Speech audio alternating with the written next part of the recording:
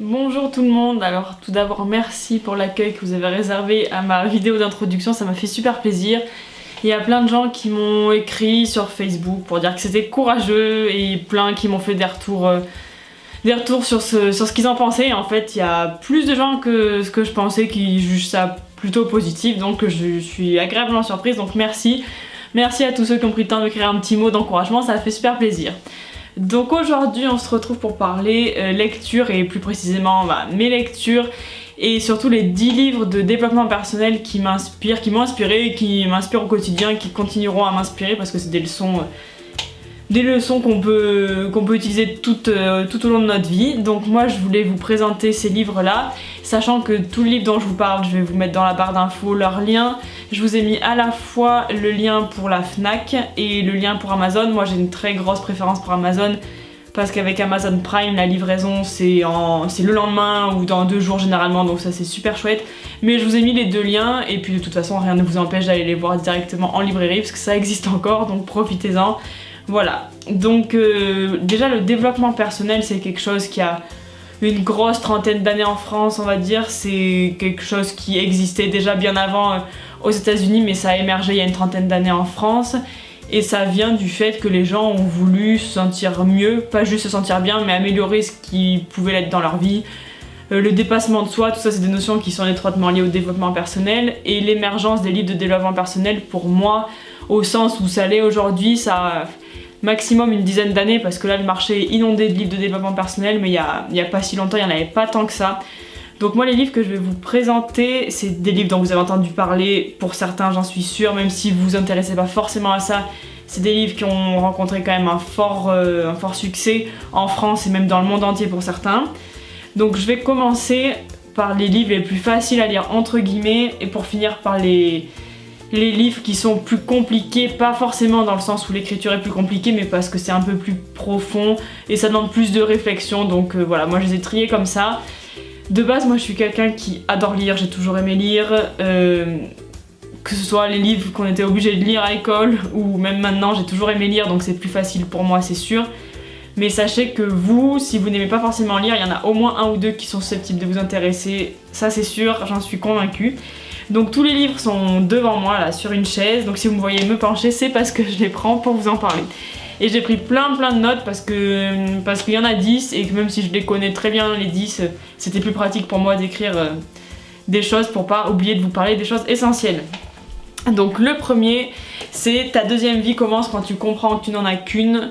C'est Raphaël Giordano qui l'a écrit, elle est passée il y a pas longtemps chez Ruquier, il me semble, pour parler de ce livre justement.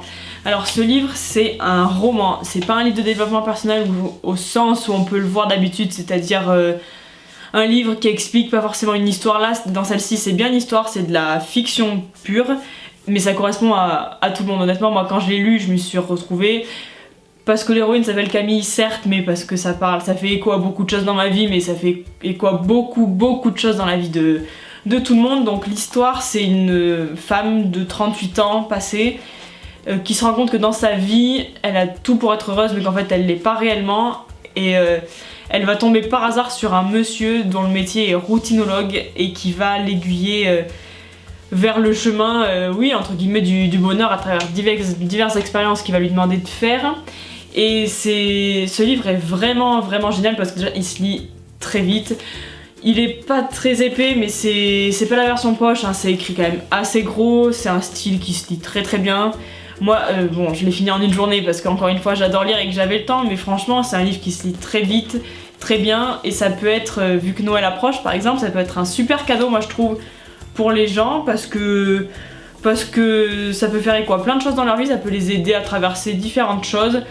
Et le développement personnel est quand même assez décrié par certains spécialistes, parce que ils considèrent que les conseils que les gens du développement personnel donnent sont quand même très banals, mais en même temps le fait de lire des choses quand c'est pas des gens proches de nous qui nous les disent, des fois ça fait écho bien plus vite que si c'était notre mère ou notre copine qui nous disait quelque chose. Donc même si c'est sûr, en développement personnel les conseils donnés sont très souvent évidents, mais ça fait du bien de les lire et de les entendre par quelqu'un qu'on connaît pas. Donc je pense qu'honnêtement ce livre peut vous servir. Moi, j'en ai tiré plein d'enseignements, il y a plein de pages qui sont cornées, c'est catastrophique. Parce que moi, je corne toutes les pages de mes livres, donc franchement, je le conseille vraiment aux personnes qui n'ont pas pour habitude de lire ou qui n'ont pas forcément le temps parce que les chapitres sont globalement courts, vous n'êtes pas obligé de les lire tout d'un coup. Donc honnêtement, celui-là, très très belle découverte. Le deuxième, c'est L'homme qui voulait être heureux. Voilà, il y a encore mes cheveux collés dessus, de Laurent Gounel.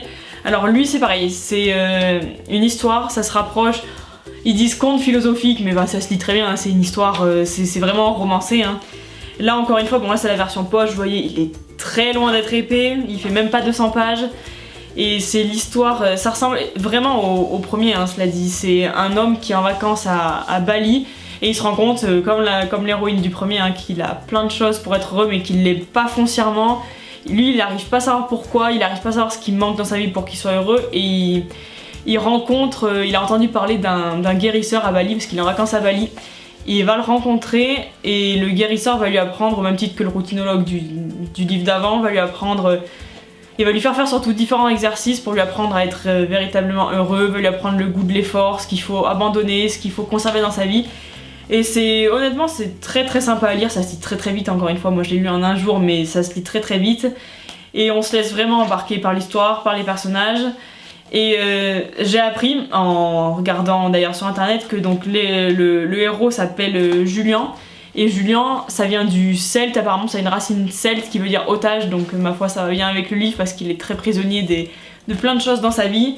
Mais pour autant, il va s'en libérer grâce à l'aide du guérisseur et franchement c'est très très sympa à lire, ça va vite et c'est pareil, moi je trouve que ça fait un joli cadeau parce que c'est pas des livres vraiment plombants, donneurs de leçons, non ça reste quand même un roman mais qui fait écho encore une fois à plein de choses que vous pouvez traverser et je trouve ça vraiment chouette, à savoir que les livres de développement personnel selon moi, faut pas forcément attendre de pas aller bien pour en lire. Franchement, moi, je trouve ça très dommage que les gens s'intéressent au développement personnel uniquement quand ils commencent à sentir qu'il y a des choses qui vont pas bien. Moi, je pense que même quand tout va bien, on peut s'y intéresser. Et honnêtement, c'était une très belle découverte pour moi, ce domaine-là. Et depuis, je peux plus m'en passer. J'avoue, je lis plein de livres que je mets en pratique, hein, parce que lire, ça suffit pas. Mais je mets en pratique plein de conseils que je trouve dans ces livres. Et franchement, ça vaut moins cher que certains spécialistes qu'on peut aller voir. Je ne décris pas du tout les spécialistes qu'on peut aller voir, mais il y en a qui n'ont pas forcément ni une grande envie d'aller voir des gens dont le nom commence par psy, ni un grand budget. Et honnêtement, ces livres là, c'est des poches. Hein. Il a dû me coûter 7 €. Donc franchement, des fois ça vaut le coup de mettre de l'argent dans un livre plutôt que dans une fringue et on en tire plein d'enseignements. Donc le troisième dont je voulais vous parler, je pense que celui-là vous avez dû en entendre parler parce qu'il y a eu plein de reportages de faits. C'est Miracle Morning de Hal Elrod, donc lui c'est un gros livre. Hein. C'est un gros livre mais qui se lit extrêmement bien parce que de toute façon c'est sous forme de chapitres et c'est une sorte de programme donc on lit pas forcément tout d'un coup. Là, ce livre, il y a quand même une histoire derrière. L'auteur, il avait je crois une vingtaine d'années quand il a eu un accident de voiture, il a été laissé quasiment pour mort, il a été dans le coma, ils lui ont dit qu'il ne remarcherait jamais. Et aujourd'hui il fait des marathons, il fait plein de choses, donc il arrive largement à marcher, il court. Et même si l'auteur d'ailleurs en ce moment est en plein cancer du cerveau, j'ai lu ça parce qu'il a un groupe Facebook sur lequel il est assez actif. Donc là il se bat contre une tumeur au cerveau, mais sinon avant que ça arrive, il était en pleine forme.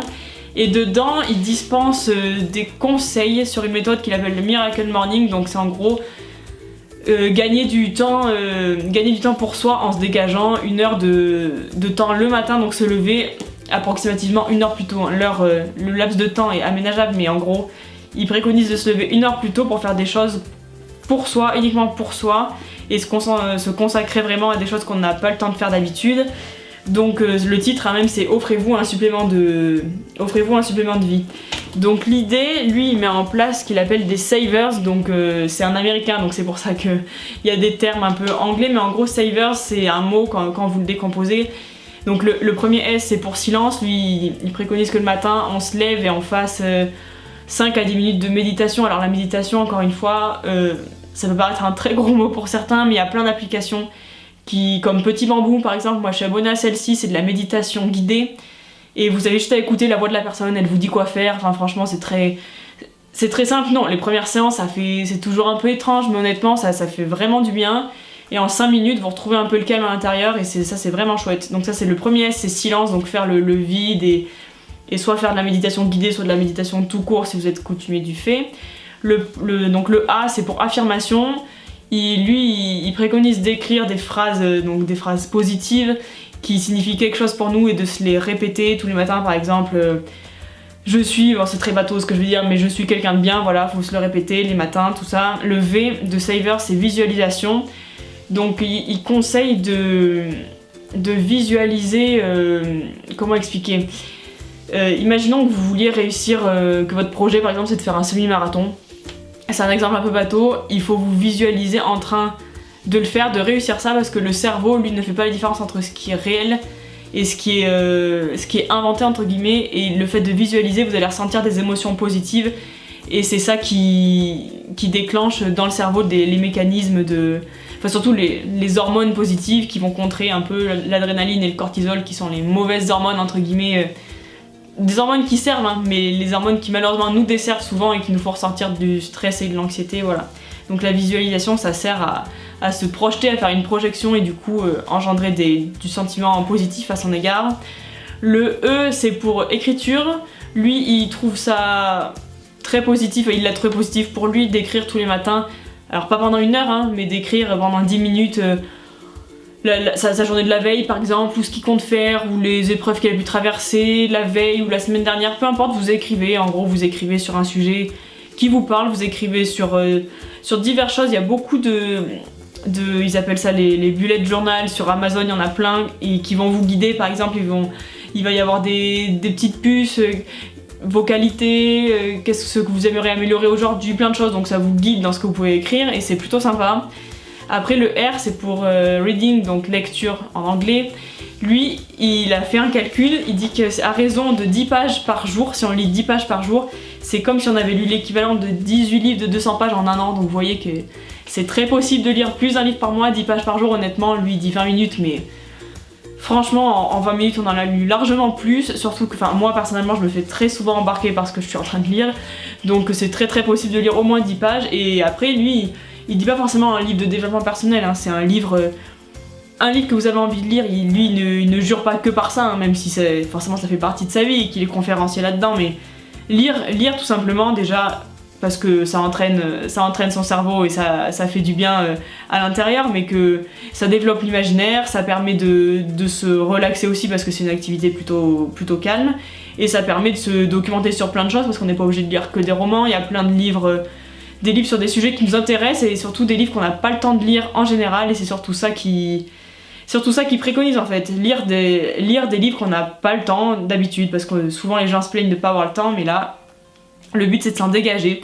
Et le dernier S donc c'est pour sport, pour exercice physique, encore une fois lui il dit pas d'aller faire 1 heure de cardio, non, mais c'est plutôt de l'éveil musculaire, du stretching, différents exercices de musculation au poids de corps, c'est-à-dire sans haltères, sans rien, mais il y a plein d'exercices sympas qu'on peut faire pour réveiller son corps. Et donc tous ces savers, il conseille de les faire donc justement le matin et de se lever environ 1 heure plus tôt, parce que vous verrez dans le livre, il détaille... il y en a un qui est tombé. Il détaille en fonction des laps de temps qu'il attribue à chaque savers, et il détaille les bienfaits. Et honnêtement ce livre est très bien fait. Moi je l'ai fait, j'ai testé de me lever plus tôt.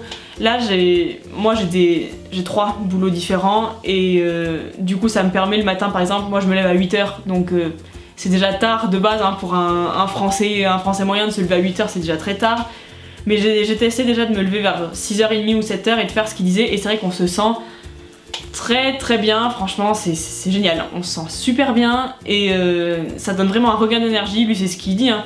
Ça donne un regain d'énergie, ça aide à lutter contre le stress, ça aide forcément au développement de soi parce qu'on apprend mieux à se connaître, parce qu'on fait des choses qui sont vraiment pour nous et on est plus disponible le reste de la journée. Lui il conseille de commencer par des tâches un peu ingrates, par exemple si vous vous levez, vous avez du temps pour vous, une fois que vous avez fait vos savers, vous pouvez attaquer par les tâches que d'habitude vous reportez jusqu'à la fin de la journée, que vous faites pas, là au moins s'il fallait par exemple vider le lave-vaisselle la veille, vous le faites le matin et après vous êtes d'attaque, vous êtes débarrassé des trucs les plus négatifs et au moins vous avez la journée pour vous. Donc ça honnêtement, très bon livre, je le conseille vraiment. Lui il est un peu plus cher, mais je pense que Il est sorti en poche depuis, mais celui-là c'était, oui voilà, c'est marqué 17 €. Mais après honnêtement ça vaut le coup. Quatrième livre, c'est La magie du rangement de Marie Kondo. Donc Marie Kondo c'est une japonaise, pas très vieille hein, il me semble, je pense qu'elle a à peine 30 ans et elle dispense plein de conseils par rapport au rangement dans sa maison. Et c'est pas les conseils qu'on peut lire d'habitude, elle va plus loin, elle dit pourquoi il faut ranger, comment il faut ranger, que ça sert à rien de ranger un petit peu chaque jour ou de s'attaquer à une seule pièce, non il faut plutôt ranger, il faut plutôt trier les objets par catégorie plutôt que par pièce, par exemple s'attaquer à tous les vêtements de la maison. Peu importe qu'ils soient dans un dressing, dans une chambre, dans l'entrée en bas, voilà on s'attaque d'abord aux vêtements et encore dans les vêtements on s'attaque par catégorie aux vêtements et voilà après on range tout d'un coup, bon pas en un jour parce que des fois vu l'état des maisons, même moi ça a nécessité plus d'une journée. Mais voilà, on range en une fois, du moins, on s'y met, on s'y attelle et après c'est fait.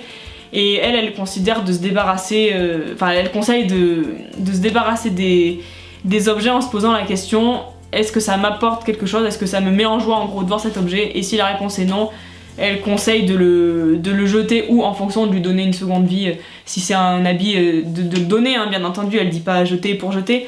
Mais qu'il faut vraiment se débarrasser des objets qui nous encombrent et que si l'intérieur est bien rangé, notre esprit va avoir tendance à se ranger. Donc les deux sont vraiment étroitement liés. Donc ce livre vraiment très fin hein, aussi, c'est un poche, il fait 200 pages. Je conseille vraiment, même à ceux qui sont pas adeptes du rangement et surtout à ceux qui sont pas adeptes du rangement, ça a été une très belle découverte, c'est très bien écrit. C'est vraiment, ça se lit vite parce que lui certes c'est pas un roman, mais c'est pas des conseils, c'est écrit joliment quoi, il y a des exemples, c'est illustré, il y a plein de conseils pratiques vraiment top qu'on peut tout de suite, dont on peut tout de suite voir l'efficacité quand on s'y attelle, donc franchement très bon livre et je recommande vraiment, c'est marqué 2,5 millions d'exemplaires vendus, ça m'étonne pas honnêtement, parce que c'est vraiment à mon avis très utile à tout le monde celui-là. Cinquième livre, c'est L'Alchimiste de Paulo Coelho, donc ça vous en avez forcément entendu parler je pense. Il y en a même certains qui l'ont lu pendant le lycée, quand ils étaient en L. Moi j'étais en S donc je l'ai pas lu, mais je sais que ce livre-là a été lu plusieurs fois par des camarades qui étaient en L. Donc ça il s'agit, là encore une fois c'est un roman, mais il s'agit d'un conte philosophique, enfin c'est classé dans les contes philosophiques, ça se lit extrêmement bien, extrêmement vite, 190 pages, hein. Il est fin lui aussi. Et c'est l'histoire d'un berger qui s'appelle Santiago, qui est en Andalousie. À la base il était prédestiné à devenir prêtre, mais un jour il s'est réveillé en disant non moi je veux devenir berger, donc il est devenu berger vers ses 16 ans je crois, et 2 jours de suite il fait le même rêve, comme quoi il y a un trésor qui l'attend quelque part, et du coup de ce rêve là, au lieu de laisser passer son rêve en fait, il va se rendre compte que tout faire pour atteindre son rêve, ça va déclencher en lui plein de choses positives, et pendant son voyage, parce que il a vu que en gros son rêve c'est il y a un trésor qui se cache quelque part, et lui il a vu que c'était en Égypte, dans les pyramides, enfin vers les pyramides du moins, et du coup pendant son voyage il va rencontrer plein de personnes. Il va rencontrer donc un alchimiste, d'où le titre du roman, mais il va rencontrer quelqu'un qui tient un magasin de cristaux, il va rencontrer une voyante, il va rencontrer plein de monde qui vont l'aiguiller donc vers son rêve, vers son trésor, et il y a plein de morale hein, dans cette histoire. J'ai coché 20 000 pages de ce livre, le pauvre, mais il y a plein de très belles phrases dedans, et ça vaut vraiment plein de livres qui sont vraiment que explicatifs. Il y a plein de belles morales dedans. Moi j'ai trouvé ça vraiment très intéressant de lire ça. Ça m'a appris beaucoup de choses sur moi, même encore aujourd'hui.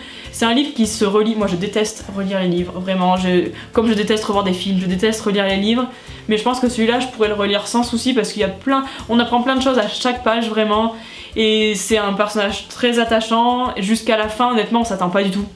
Là, la fin on s'y attend pas du tout, et pour un livre de développement personnel je trouve ça bien que la fin soit pas forcément évidente, franchement on s'y attend pas. Et c'est plein de bonnes intentions, et honnêtement c'est pareil, un livre que je conseille vraiment. C'est pas cher non plus, je crois qu'il était à 5,70, franchement c'est rien du tout. Depuis le début, tous les livres dont je vous parle, je pense qu'on atteint même pas les 30 €, il y en a déjà 5, donc franchement, se faire du bien quand ça coûte que 30 €, ça fait plutôt plaisir, quand ça fait plaisir au porte-monnaie. Donc le 6e livre, c'est Les 5 blessures qui nous empêchent d'être nous-mêmes, de Lise Bourbeau. Donc là c'est pas un roman hein, non plus, c'est un essai, c'est carrément un best-seller parce que ça a été vendu, c'est pas marqué, c'est marqué best-seller mais c'est pas marqué le nombre d'exemplaires vendus.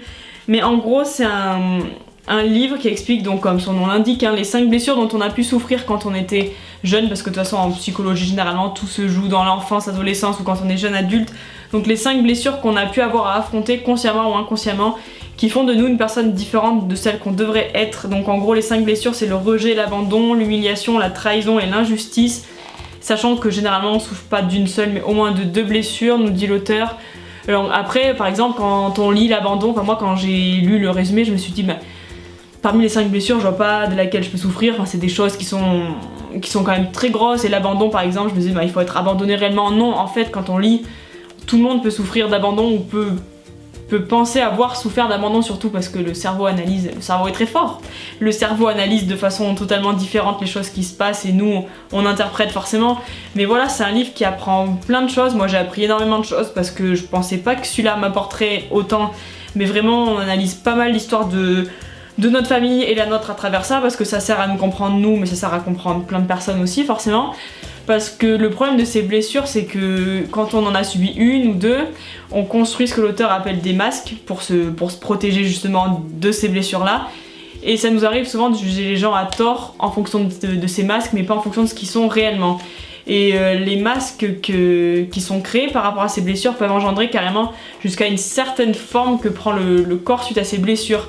Donc c'est très très instructif honnêtement, vraiment, et vous pouvez apprendre à analyser entre guillemets hein, plein de gens de votre entourage et vous-même grâce à ça. C'est pareil, hein, c'est un livre qui fait 220 pages, il est petit, ça vaut 6 € et honnêtement c'est très surprenant et très très pratique. Il y a plein de choses que vous pouvez apprendre là-dedans et c'est plutôt sympa. 7e livre, celui-là très très très très connu, celui-là grand best-seller aussi. Les 4 accords Toltec, donc c'est de Miguel Ruiz. C'est un homme qui était neurochirurgien donc en Amérique latine, je sais plus quel pays, Mexique, et qui un jour a fait une expérience de mort imminente. Et suite à ça, il s'est reconverti, c'est devenu un chaman au Mexique qui a dispensé ce qui l'a aidé donc dans sa guérison. Donc comme le nom l'indique, il s'agit de 4 accords, 4 façons de penser qu'il faut adopter pour avoir une vie meilleure, et je vais vous les dire parce que je les ai listés. Je serais incapable de vous les dire comme ça parce qu'il y en a que 4, mais il y a plein de choses qui en découlent, donc je vais vous les lire. Le premier des accords, c'est que votre parole soit impeccable. Alors pourquoi ? Parce qu'on sait que les mots peuvent bien plus blesser au fond quelqu'un que les mains, quoi, que la violence physique. La violence verbale peut avoir un impact vraiment énorme sur les gens. Et donc il commence en disant que votre parole soit impeccable, et ça s'applique autant aux autres, donc ne pas juger trop vite, dire ce qu'on pense certes, mais dire ça de façon intelligente, mais aussi par rapport à soi-même. Il y a plein de gens qui disent je suis nul, je vaux rien, tout ça, que ma parole soit impeccable, ça s'applique vraiment aux autres et à soi-même. Le deuxième, c'est n'en faites jamais une affaire personnelle. Faut penser que quand quelqu'un va nous critiquer, nous insulte ou que sais-je, ça vient de lui en fait. Ça vient de lui, tout ce qui ressurgit et tout ce qu'il dit de nous, c'est la représentation de nous qu'il a, mais c'est pas notre vrai nous. Par exemple, s'il nous dit t'es bête, bah c'est sa façon à lui de nous percevoir, mais ça veut pas dire qu'on est bête réellement. Enfin bref, ça nous explique, moi j'explique ça très simplement. Mais en gros, faut le lire, mais il dit que voilà, il faut jamais faire une affaire personnelle de quoi que ce soit. Si les autres nous analysent d'une certaine façon, c'est que eux ont leurs raisons qui leur sont propres, mais ça veut pas dire que parce qu'ils disent une telle chose de nous que ça nous définit réellement. Voilà, c'est ça surtout qui est important à savoir. Le troisième accord, c'est ne faites aucune supposition. Donc en effet, il faut se baser, voilà, encore une fois, il faut se baser sur des faits, ne jamais parler de quelque chose qu'on connaît pas réellement, parce que ça peut, encore une fois, ça peut blesser. Et le quatrième accord, c'est faites toujours de votre mieux. Qu'en gros, dans tous les cas, peu importe ce qu'on entreprend, faut faire de notre mieux. Et si on part avec ce principe-là au fond de notre cœur, c'est très difficile de blesser les gens et de se blesser soi-même, voilà. Il faut toujours faire de son mieux, quelles que soient les circonstances, et ça aide justement à la fameuse philosophie mieux vaut avoir des remords que des regrets. Voilà, du moment qu'on fait de son mieux, généralement, on n'a pas de regrets, ça c'est le plus important selon l'auteur. Mais je vous le laisse lire, honnêtement, encore une fois, il est très fin, hein, ça m'a coûté 7,90€ celui-là, et le sous-titre c'est La voie de la liberté personnelle, et c'est vrai que ça nous délivre Ça nous délivre de beaucoup de croyances qu'on peut avoir en nous qui sont totalement fausses, de croyances sur nous, de croyances sur les autres, de croyances sur la vie, de croyances sur plein de choses. Ça nous libère beaucoup et je pense que ça fait du bien à pas mal de gens de lire ce livre et moi ça m'a fait beaucoup de bien. Donc après un livre que j'ai pas parce que je l'ai prêté à ma mère, s'appelle Le Grand Dictionnaire des malaises et des maladies. Donc c'est Monsieur Martel et donc j'ai mis Jacques mais je suis plus sûre du prénom. Oui Jacques, oui parce que je confonds toujours avec Charles Martel qui est bien né avant Jacques Martel, mais voilà, donc c'est Le Grand Dictionnaire des malaises et des maladies. Et ce livre-là nous apprend, en fait, il y a à peu près 800 malaises et maladies qui sont répertoriés, donc ça fonctionne comme un dictionnaire, il est énorme. Par contre, il fait au moins ça d'épaisseur, il est vraiment énorme et il coûte environ 30 €, mais vous le verrez dans les liens, mais je crois que c'est ça, 30 à 32 €. Et en fait, en fonction de ce qu'on a, ça va du rhume à la polyarthrite, en passant par la fibromyalgie, des problèmes de cœur, de tout. Honnêtement, ça traite tout. Et ça vous apprend à analyser ce que vous avez du côté un peu psychologique de la chose et pas forcément du côté uniquement physique. Et ça peut en gros ça vous apprend que telle ou telle attitude que vous avez dans la vie peut engendrer ce type de maladie. Ça donne pas forcément, c'est pas un livre de guérison, faites ça vous irez mieux, non mais ça vous donne ça vous fait analyser d'une certaine façon les maladies ou les malaises qui vous arrivent et ça vous fait réfléchir sur vous et ça vous apprend de où ça pourrait venir et ça vous donne des conseils. C'est vraiment, ça vous donne des conseils pour éviter que ça se reproduise, ça vous oriente vers des médecines qu'on appelle alternatives comme l'acupuncture, la sophrologie, toutes ces médecines là qui sont appelées médecines douces en général. C'est pas forcément des choses invasives, bien sûr. Si un jour vous avez un problème de cœur, ne lisez pas ce livre, allez consulter les urgences ou votre médecin bien évidemment. Mais ce livre est vraiment sympa à voir parce que je dis pas de le lire, personne n'a lu le Petit Robert en une journée, c'est complètement stupide de lire un dictionnaire. Mais quand vous avez un souci, vous y référez et honnêtement, c'est très surprenant de voir par exemple moi qui ai mal aux épaules, j'ai une bursite à chaque épaule. C'est un problème de liquide inflammatoire, une poche de liquide inflammatoire qui s'est créée dans l'articulation en fait, qui fonctionne comme ça, moi ça frotte et ça a créé une poche de liquide. Et vu que c'est lié aux épaules, on apprend dedans que en gros je porte au sens figuré beaucoup de choses sur mes épaules et que c'est ça qui me fait mal aux épaules. Bien sûr c'est bien plus détaillé que ça, je pense que l'article il fait 3 pages du dictionnaire. Mais franchement c'est super intéressant et ça aide à voir un peu différemment nos problèmes et ça fait du bien et ça apprend plein de choses. Alors les 2 derniers livres, il y en a un que j'ai, l'autre que j'ai encore prêté à ma mère. Et c'est des livres que j'ai commencé de lire, que j'ai pas fini, mais ça m'apporte déjà pas mal donc je voulais vous les partager aussi. Peut-être qu'il y en a certains d'entre vous qui connaissent. Donc celui-ci s'appelle, bon c'est très imprononçable, c'est une amie à moi qui me l'a conseillé, ça s'appelle Ho'oponopono. Oui c'est particulier mais en gros le sous-titre c'est Le secret des guérisseurs hawaïens. Donc c'est une philosophie de vie, c'est un art même ancestral des guérisseurs hawaïens qui nous aident en fonction de ce qui arrive dans notre vie, en gros à relativiser. Et c'est une philosophie qui est basée sur 4 mots, alors faut que... Oula, je disparais, je réapparais. C'est une philosophie qui est basée sur 4 principes et 4 mots à se répéter, mais je voudrais les dire dans l'ordre. Oui, c'est désolé, pardon, merci, je t'aime. Donc c'est ces 4 mots quand on les répète. C'est une formule, enfin quand on les répète, on peut les dire à l'intérieur. Et ça nous aide dès qu'il y a un conflit, une émotion qui est négative ou forte, ça nous aide à passer au-delà. Et ça nous aide à mieux nous connaître et ça apprend à pardonner. Et le pardon, j'ai beaucoup de mal avec ça, mais c'est une chose très positive. J'ai encore du mal avec ça, mais ça viendra. Et ça nous apprend que... Ça nous apprend, je ne sais plus ce que ça nous apprend. Ah là là.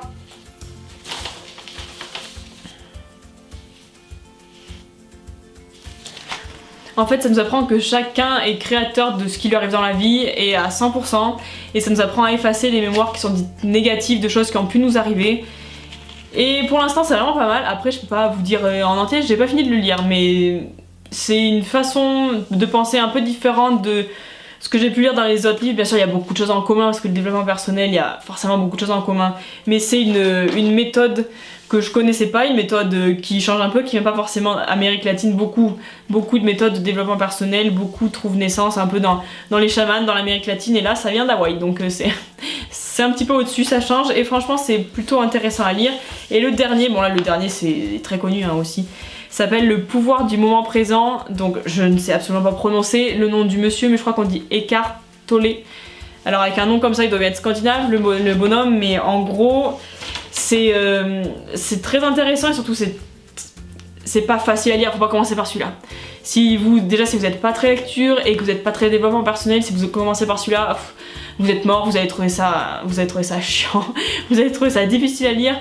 Mais l'avantage, c'est que c'est écrit sous forme de questions-réponses.